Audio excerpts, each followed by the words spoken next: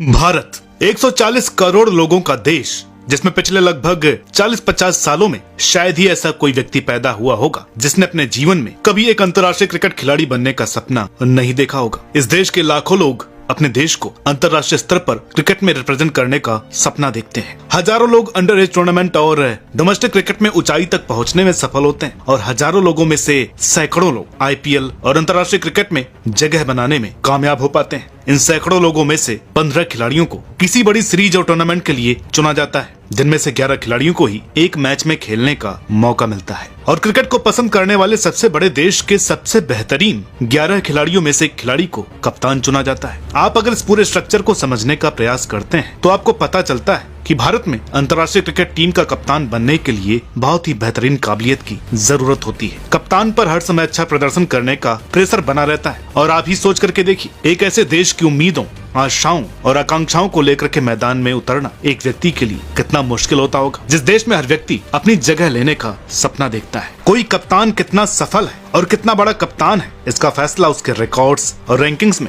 अच्छा प्रदर्शन देख करके किया जाता है, जो सही भी है क्योंकि ये बातें सबसे महत्वपूर्ण होती हैं। लेकिन आज के इस वीडियो में हम आपको भारत के उन कप्तानों के बारे में बताएंगे जिन्होंने क्रिकेट के खेल में इस देश के डायनामिक्स, सालों से चले आ रहे खराब पैटर्न्स और सोचने के तरीके को चेंज करने का काम किया था। तो शुरुआत करते हैं सीके नायडू से। 1 दिसंबर 1926 के दिन भारतीय बल्लेबाज सीके नायडू की लाजवाब बैटिंग परफॉर्मेंस देखने के बाद आर्थर गिलिगन को यह यकीन हो गया था कि भारत अब टेस्ट क्रिकेट स्टेटस हासिल करने का हकदार बन चुका है। इंग्लैंड वापस जाने से पहले आर्थर गिलिगन ने रोशनारा क्लब में भूपेंद्र सिंह जी से मुलाकात की और बीसीसीआई के गठन पर बातें शुरू हो गई। आखिर में यह तय हुआ कि साल 1932 में भारतीय खिलाड़ियों की एक टीम इंग्लैंड का दौरा करेगी और इस दौरे पर ही भारतीय टीम को अपना पहला अंतर्राष्ट्रीय टेस्ट मैच खेलने का मौका भी मिल जाएगा। साल 1932 के टूर को लेकर जब सब कुछ तय हो गया था तब भारतीय टीम की कप्तानी करने के लिए सबसे पहले नवाब पटौदी सीनियर को प्रपोज किया गया था और उसके बाद यह प्रपोजल दिलीप सिंह जी को दिया गया। फिर महाराजा पटियाला और विजी से भी बात हुई थी। पटियाला के महाराज इस दौरे पर भारत की कप्तानी लेने के लिए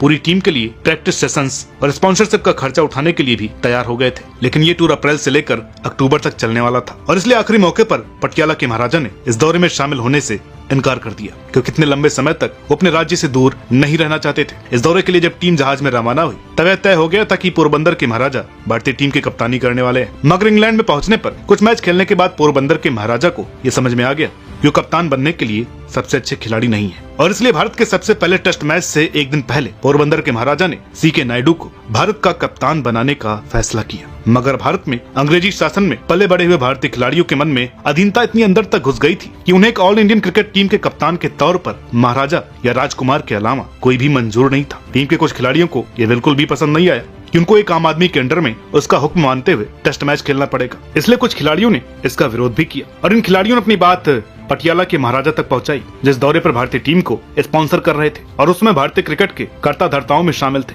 पटियाला के महाराजा ने इन खिलाड़ियों की बातों को यह कहते हुए टाल दिया कि नायडू का विरोध करने वाला कोई भी खिलाड़ी फिर कभी भी अपने देश के लिए टेस्ट मैच नहीं खेल पाएगा। और इस तरह काफी उथल पुथल और गहमा गहमी के बाद 25 जून साल 1932 के दिन डगलस जॉर्डन के साथ नायडू टॉस के लिए मैदान पर उतरे और सिक्का जब उछलकर उस जमीन पर गिरा तो भारत एक नया टेस्ट प्लेइंग नेशन बन चुका था। भारत अपने टेस्ट क्रिकेट के इतिहास में 550 से ज्यादा टेस्ट मैच खेल चुका है। लाखों रन भारत ने अपने टेस्ट क्रिकेट इतिहास में अभी तक बना लिए हैं। सैकड़ों मैच यह देश जीत चुका है। बहुत से कप्तान भी आए और आगे भी आते रहेंगे। लेकिन एक बार ये सोच करके देखिए कि एक गुलाम देश में जब भारत के क्रिकेट में राजाओं महाराजाओं का दबदबा बना हुआ था, नवाब और राजकुमारों का नाम डोमेस्टिक क्रिकेट से भरा पड़ा हुआ था और खिलाड़ियों को छोड़िए आम लोग भी ये चाहते थे कि कोई ब्रिटिश प्लेयर, कोई राजा या नवाब ही टीम का कप्तान बने। ऐसे माहौल में एक आम व्यक्ति जो पिछले 15 सालों से क्रिकेट खेल रहा है, उसको यह मौका मिलता है जो अपने देश के इतिहास में सबसे ऐतिहासिक मैच में टीम की अगुवाई करे। तो सीके नायडू की काबिलियत ही है जिसकी वजह से उन्हें ये रोल दिया गया था। इस टेस्ट मैच के बाद 1947 तक भारत की कप्तानी राजाओं महाराजाओं और खास लोगों के हाथों में ही रही और नायडू अपनी कप्तानी में भारत को कोई भी जीत दिलाने में सफल नहीं हुए थे। लेकिन नायडू ने एक गुलाम देश के आम लोगों में कप्तान बन करके एक विश्वास पैदा कर दिया था। बिना डरे तेज गेंदबाजों को किस तरह से खेला जाता है, खुद से ज्यादा अनुभवी और बेहतरीन टीम के सामने गेंदबाजी और बल्लेबाजी किस तरह से होती है, क्रिकेट में कप्तान कैसे काम करता है, यह सब कुछ नायडू ने क्रिकेट की ABCD सीख रहे भारत को सिखाया था। नायडू के बाद एक से बढ़कर के एक बेहतरीन कप्तानों की लंबी फहरिस्त हमारे सामने आती है। नायडू के बाद से बहुत से खिलाड़ियों ने भारत को लीड किया है, लेकिन पहली बार यह सम्मान हासिल करना अपने आप में एक बहुत बड़ी बात है। पहली बार कुछ नया काम करना सबसे मुश्किल और स्पेशल होता है, और यह मौका उस व्यक्ति को मिलता है जो उसे डिजर्व करता है। और जहाँ तक कप्तान बनने की बात है, नायडू से बेहतर भारत के पास उस समय इस काम के लिए दूसरा कोई ऑप्शन था ही नहीं। अब बात करेंगे टाइगर पटौदी की। अब जरा सोचिए, एक लड़के के बारे में जिसकी पढ़ाई लिखाई और पूरी अपब्रिंगिंग इंग्लैंड में हुई, एक नवाब के घर में पैदा हुआ था और 11 साल की उम्र में ये जनाब खुद भी नवाब बन गए थे। सुंदर और आकर्षक जिंदगी की इससे अच्छी और बेहतरीन शुरुआत भला क्या हो सकती है, और वो भी ऐसे समय में जब भारत में आधे से ज्यादा लोग गरीब थे और बिल्कुल ना के बराबर लोग साक्षरता की कैटेगरी में आते थे। लेकिन ये सिर्फ कहानी का एक पहलू था। दूसरी तरफ सिक्का पलटने पर हमें यह पता चलता है कि टाइगर पटौदी जिस दिन 11 साल के हुए थे, उसी दिन उनके पिताजी का निधन हो गया था और एक बहुत बड़ी जिम्मेदारी उनके कंधों पर आ गई थी। लंदन पढ़ने गए तो 20 साल की उम्र में कार एक्सीडेंट में एक आंख पूरी तरह से खराब हो गई थी। उसकी रोशनी पूरी तरह से लगभग खत्म हो गई थी। साल 1962 में वेस्टइंडीज जाने वाली भारतीय टीम में टाइगर पटौदी को वाइस कैप्टन के तौर पर शामिल किया गया था और 21 साल की उम्र में अपनी काबिलियत और बेहतरीन प्रदर्शन की बदौलत टाइगर ने एक आंख के साथ खेलते हुए यह सम्मान ऐसे समय में हासिल किया था जब टीम में सभी खिलाड़ियों की उम्र उनसे ज्यादा थी और लगभग सभी खिलाड़ी अनुभव के मामले में भी टाइगर से आगे थे। टाइगर पटौदी को भविष्य में कप्तान बनाने के लिए तैयार करने के मकसद से इस सीरीज में वाइस कैप्टन बनाया गया था। लेकिन इस सीरीज के बीच में ही कप्तान नारी कॉन्ट्रैक्टर के मुंह पर एक गेंद लगी और उन्हें हॉस्पिटल में भर्ती कराया गया। नारी कॉन्ट्रैक्टर कुछ समय तक कोमा में भी रहे और अब यह सवाल सबके मन में था कि सीरीज को कंटिन्यू करने के लिए कप्तान किसे बनाया जाए। टाइगर पटौदी वाइस कैप्टन थे तो उनका नाम एक ऑब्वियस चॉइस थी और इस तरह 21 साल की उम्र में टाइगर पटौदी को टेस्ट टीम का कप्तान बनाया गया और आज तक भारतीय क्रिकेट इतिहास के सबसे यंगेस्ट कैप्टन का रिकॉर्ड टाइगर पटौदी के साथ ही जुड़ा हुआ है। टाइगर पटौदी को टेस्ट सीरीज के बीच में एक ऐसे मौके पर टीम की कप्तानी करने का भार दिया गया था जब अपने कप्तान के घायल हो जाने पर पूरी टीम का मनोबल पूरी तरह से बिखरा हुआ था। वेस्टइंडीज के खूंखार गेंदबाजों से पूरी टीम और देश के बाकी लोग भी डरे हुए थे और अगले मैच में कोई भी खिलाड़ी बल्लेबाजी के लिए उतरने की हिम्मत नहीं जुटा रहा था। भारत ने उस समय तक सबसे ज्यादा क्रिकेट अंग्रेजों के अधीन रहते हुए खेली थी और टीम के ज्यादातर खिलाड़ियों का पूरा जीवन अधीनता और गरीबी के माहौल में गुजरा हुआ था। टीम का प्रदर्शन भी बिल्कुल बदतर होता जा रहा था और टीम में अंदरूनी हालात भी मुश्किल हो गए थे। एक पूरी तरह से बिखरी हुई टीम को लेकर टाइगर पटौदी ने एक खराब समय में एक अच्छे कप्तान की भूमिका निभाई और एक ऐसा विश्वास और मूल मंत्र सौंप दिया जिसकी बदौलत भारतीय क्रिकेट टीम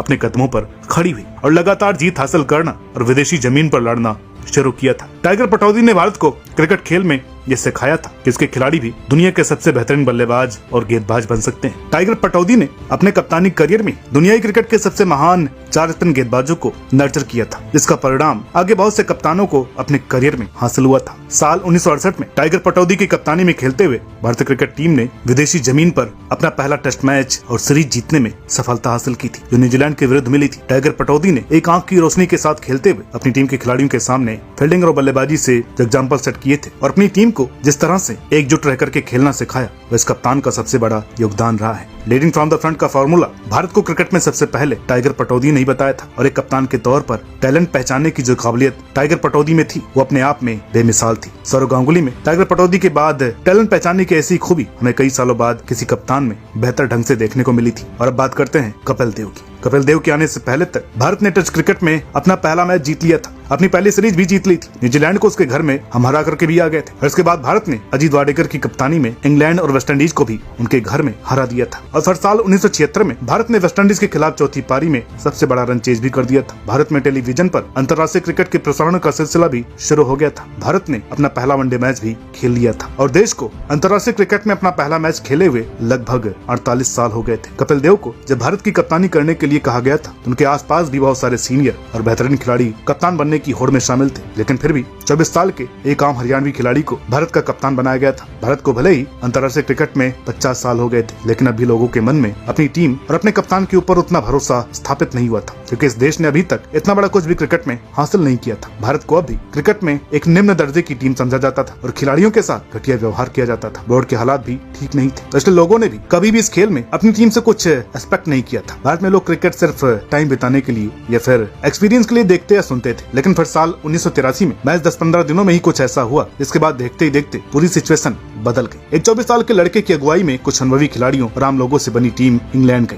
और इन लोगों ने अपनी यात्रा को इंग्लैंड के लिए सिर्फ यही सोच करके शुरू किया था कि उन्हें इंग्लैंड जा करके आराम से कुछ दिन बिताने और कुछ मैच खेल करके वापस आ जाना है। विश्व कप जीतना तो छोड़िए, 2 मैचों के बाद आगे पहुंचने का ख्याल भी किसी खिलाड़ी के मन में नहीं था। 1983 विश्व कप की कहानी आपने कई बार सुनी होगी। भारत में क्रिकेट अगर आज सबसे बड़ा और महत्वपूर्ण खेल बन गया है और क्रिकेट की दुनिया में जरूरतबा इस देश ने पैसे और पावर के मामले में हासिल किया है, तो उसके पीछे 25 जून 1983 के दिन खींची गई वो तस्वीर बहुत महत्वपूर्ण महत्वपूर्ण कारण है जिसमें हरियाणा का एक लड़का बड़े ही गर्व से क्रिकेट का सबसे बड़ा खिताब लिए खड़ा हुआ है। कपिल देव की उस तस्वीर ने अकेले दम पर भारत में क्रिकेट को धर्म बनाया है। न जाने कितने खिलाड़ियों ने वहाँ से अंतर्राष्ट्रीय क्रिकेटर बनने का सपना देखना शुरू किया था। न जाने कितने लोग उस तस्वीर को देखने के बाद क्रिकेटर बने, जिसमें से एक नाम सचिन तेंदुलकर का भी था। कपिल देव ने भारत को अपनी उस तस्वीर के जरिए सपने देखना सिखाया है। कपिल देव की वो एक तस्वीर और उनकी कप्तानी में बीते वो 1983 के कुछ एक दिन सिखाते हैं कि कैसे एक बार कोशिश करने से हम कुछ भी हासिल कर सकते हैं। कपिल देव की उस एक तस्वीर से भारत का क्रिकेट के खेल में वो रुतबा बनना शुरू हुआ था जो आज हम देख रहे हैं। भारत ने इस खेल की भाषा में बोलना और इस खेल को सीखना कपिल देव की जीत के बाद शुरू किया था। भारत में क्रिकेट का कप्तान एक ऐसा व्यक्ति होता है जिसे मैदान पर वो सब कुछ करके दिखाना होता है जो करने का सपना देश के करोड़ों लोग देखते हैं। 25 जून 1983 के दिन लॉर्ड्स की बालकनी से जो तस्वीर भारत पहुंची उसमें एक कप्तान ने अपने देश के आशाओं से भी आगे बढ़कर कुछ ऐसा हासिल कर लिया था जो भारत की क्रिकेट को बनाए रखने के लिए जरूरी था। और अब बात करते हैं सौरव गांगुली की। कपिल देव ने भारत में क्रिकेट की उस लहर की अगुवाई की थी जिसमें आशाएं, अनुमान, सपने और जज्बात भरे हुए थे। और ये सब कुछ देश में पहली बार हो रहा था जब लोग क्रिकेट जैसे खेल के लिए ये सब कुछ फील कर रहे थे। लोगों ने अपने घरों में क्रिकेट प्लेयर्स के पोस्टर लगाना कपिल देव की वजह से शुरू किया था। भारत में क्रिकेट अकेडमीज बनने की शुरुआत 1983 के बाद हुई थी। भारत में तेज गेंदबाज बनने के लिए बच्चों में होड़ शुरू हो गई थी क्योंकि कपिल देव तेज गेंदबाजी करते थे। क्रिकेट के खिलाड़ी भारत में फिल्म स्टार्स के बराबर फेमस हो गए थे और टेलीविजन पर फिल्मों को क्रिकेट मैचों से कंपटीशन मिलना शुरू हो गया था। मगर फिर अगले दशक में मैच फिक्सिंग और सट्टेबाजी के आरोप भारतीय खिलाड़ियों पर लगे। दक्षिण अफ्रीका के खिलाफ सीरीज से लेकर 1996 विश्व कप सेमीफाइनल और उसके बाद लगातार खबरें आनी शुरू हुई कि भारत के मैचों का रिजल्ट पहले से ही तय होता है। कप्तान अजहरुद्दीन का नाम ऐसे खिलाड़ियों की सूची में आया जिन्होंने पैसों के लिए अपने देश को जानबूझकर के हराना स्वीकार किया था। कपिल देव पर भी सवाल खड़े हुए। कई पुराने खिलाड़ी घेरे में आए और अचानक देश के लोगों का विश्वास अपने खिलाड़ियों पर खत्म हो गया। एक पीढ़ी के ज्यादातर लोगों ने क्रिकेट देखना बंद कर दिया। देश में ज्यादातर लोगों के लिए क्रिकेट अब एक ऐसा खेल बन गया था जिसमें पैसे देकर कोई भी जीत हासिल कर सकता है और भारत में लोगों ने मान लिया था कि हमारे खिलाड़ी इस मामले में सबसे आगे। सौरव गांगुली ने भारत में लोगों के इस मन में इसी भरोसे और विश्वास को फिर से पैदा किया था। कोलकाता टेस्ट मैच से लेकर नेटवेस्ट ट्रॉफी और 2003 विश्व कप, इन सब के इर्द गिर्द सौरव गांगुली की टीम ने ऐसा बहुत कुछ मैदान पर करके दिखाया जिसकी वजह से भारत एक बार फिर क्रिकेट की तरफ लौटा और देश के लोगों ने क्रिकेट को एक मौका और दिया। भारत में क्रिकेट के नजरिए से देखें तो एक बहुत ही नाजुक समय था जिसमें लोगों के दबाव में आकर भारत में क्रिकेट का खेल पूरी तरह से खत्म किया जा सकता था। मगर एक कप्तान ने अपने मन में यकीन बनाए रखा और अपने लोगों के भरोसे पर खरा उतरने की पूरी कोशिश करी। एक से बढ़कर के एक बेहतरीन हीरे जैसे टैलेंटेड खिलाड़ियों को अंतर्राष्ट्रीय स्तर तक पहुंचाया और क्रिकेट को देश का सबसे पसंदीदा धर्म बना दिया। एक ऐसा धर्म जिसे अंतर्राष्ट्रीय स्तर पर भारत की तरफ से रिप्रेजेंट करने वाले लोग कुछ भी कर सकते हैं लेकिन बेईमानी नहीं कर सकते। यह भरोसा सौरव गांगुली की टीम ने पूरी तरह से आखिर तक निभाया था और आज तक उसी तरह भारत के खिलाड़ी इसे निभा रहे हैं। अब बात करेंगे महेंद्र सिंह धोनी की। सौरव गांगुली के हाथों से तराशे हुए एक ऐसे ही बेशकीमती हीरे का नाम महेंद्र सिंह धोनी है जिसने सौरव गांगुली के लेगेसी को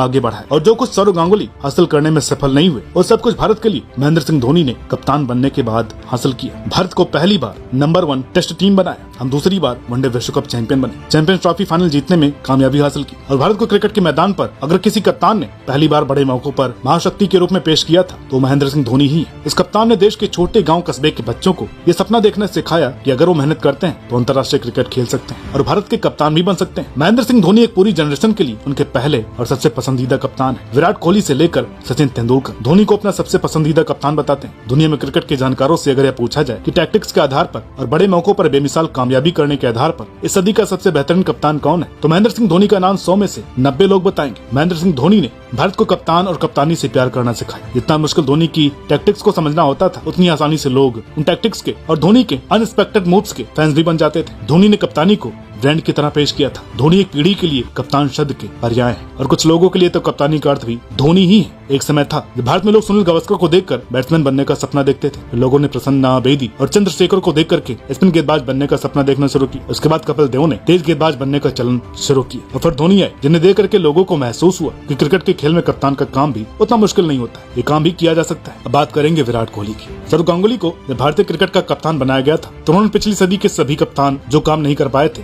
उसको बेहतर तरीके से पूरा किया था। सौरव गांगुली की कप्तानी में पहली बार ऐसा महसूस हुआ था कि भारत विदेशी जमीन पर मैच जीतने के बारे में सोच करके खेल रहा है। उस टीम में कॉन्फिडेंस, टैलेंट, पैशन और इमोशन सब कुछ नजर आता था और मुझे लगता है कि खास करके टेस्ट क्रिकेट में उस टीम के पास हर स्थान और सिचुएशन के लिए दुनिया के सबसे बेहतरीन खिलाड़ी मौजूद थे। सौरव गांगुली ने मेंटली भारतीय टीम को स्ट्रॉन्ग बना दिया था और भविष्य के लिए एक टीम को तैयार कर दिया था जो धोनी को विरासत में मिली, और धोनी ने उस टीम को शानदार तरीके से चलाया। और जो काम सौरव गांगुली नहीं कर पाए, महेंद्र सिंह धोनी ने आईसीसी ट्रॉफी जीत करके पूरा किया। और फिर धोनी जिस तरह की विरासत को छोड़ करके गए, वहाँ से ऐसा लग रहा था कि विराट कोहली ऐसा क्या ही करेंगे जो पहले कभी किसी ने किया नहीं, मगर धोनी भी एक गुंजाइश छोड़ करके गए थे। धोनी कप्तान के तौर पर टेस्ट क्रिकेट में और खासकर विदेशी जमीन पर टेस्ट क्रिकेट में ज्यादा कुछ बड़ा काम नहीं कर पाए थे। विराट कोहली ने ऑस्ट्रेलिया में जाकर ऑस्ट्रेलिया को 71 सालों में पहली बार टेस्ट सीरीज हराई। अपने देश में टेस्ट फॉर्मेट में हम अनबीटेबल बन गए थे। विराट कोहली की कप्तानी में भारत के तेज गेंदबाज सुपरस्टार बन गए थे। भारत को टेस्ट क्रिकेट से मोहब्बत हो गई थी और अरसे बाद ऐसा महसूस हुआ कि अगर बल्लेबाजों ने अच्छा प्रदर्शन नहीं किया तो गेंदबाज भी मैच जितवा सकते हैं। ये सब कुछ विराट कोहली ने हासिल किया था और 92 सालों के टेस्ट क्रिकेट इतिहास में विराट कोहली इस देश के सबसे सफलतम टेस्ट कप्तान है। अगर मुझसे पूछा जाए कि भारत के टेस्ट क्रिकेट इतिहास में 3 फॉर्मेट के हिसाब से मेरे सबसे अच्छे कप्तान कौन रहे हैं, तो वनडे क्रिकेट में महेंद्र सिंह धोनी का नाम आता है। टेस्ट क्रिकेट में विराट कोहली के इर्द गिर्द भी कोई नहीं है और टी20 क्रिकेट में रोहित शर्मा सबसे पसंदीदा कप्तान है। कप्तानों के मामले में सालों से चली आ रही उठापटक और खींचतान के बाद ऐसा लगता है कि भारत अंतर्राष्ट्रीय क्रिकेट में अपने कप्तानों को लेकर के कम से कम स्टेबल हो गया है। और इसकी वजह से मुझे लगता है कि हमें लगातार इतने सफलतम कप्तान मिले थे। हालांकि विराट कोहली से रोहित शर्मा के बीच में कप्तानी का ट्रांजिशन उतने अच्छे से नहीं हुआ जितना होना चाहिए था और इसी वजह से रोहित शर्मा को काफी ट्रोल भी किया गया था। विराट कोहली लोगों पर कप्तानी छोड़ने के बाद इतने हावी हो गए थे कि बहुत लोगों को शायद कप्तान रोहित शर्मा के पहले कुछ मैच याद भी नहीं होंगे। लेकिन खैर 2023 विश्व कप में रोहित शर्मा ने बेहतरीन कप्तानी का प्रदर्शन किया और लोगों को अपनी काबिलियत दिखाई। भारत फाइनल तक पहुंचा। 2011 विश्व कप के बाद हम पहली बार वनडे विश्व कप का फाइनल भी खेले और फिर आखिरकार एक दशक लंबा इंतजार खत्म हुआ और हम विश्व चैंपियन भी बने। रोहित शर्मा ने अंतर्राष्ट्रीय क्रिकेट में भारत का सबसे बड़ा सूखा और सबसे अनचाहा इंतजार खत्म किया था। रोहित शर्मा भारत की सबसे नई जनरेशन के लिए ठीक वैसे ही कप्तान है जैसे 1983 के बाद पैदा हुए लोगों के लिए धोनी है। कपिल देव भी एक इंतजार को खत्म करने के बाद ही बेहतरीन कप्तान बने थे। धोनी ने भी 2011 में 28 सालों का सपना पूरा किया था। कोहली ने ऑस्ट्रेलिया में टेस्ट सीरीज जीतकर एक इंतजार को खत्म किया था और ठीक ऐसा ही काम रोहित शर्मा ने किया है। और इसलिए रोहित शर्मा को मैं टी20 क्रिकेट का सबसे बेहतरीन भारतीय कप्तान मानता हूँ। आपके लिए रोहित शर्मा भारत के सबसे बेहतरीन कप्तानों की लिस्ट में कौन से स्थान पर आते हैं, ये आप कमेंट बॉक्स में बता सकते हैं। और उम्मीद करते हैं कि आपको ये वीडियो पसंद आई होगी। वीडियो अच्छी लगी हो तो प्लीज लाइक करें, शेयर करें। चैनल पर नए हैं तो प्लीज इसे सब्सक्राइब करना न भूलें। इसी तरह की और वीडियोज में हम भारतीय तेज गेंदबाजों और भारतीय स्पिन गेंदबाजों पर भी अलग अलग वीडियोस ला चुके हैं। उन वीडियोस को भी आप देख सकते हैं। तो मिलते हैं आपसे अगली वीडियो में, तब तक के लिए नमस्कार।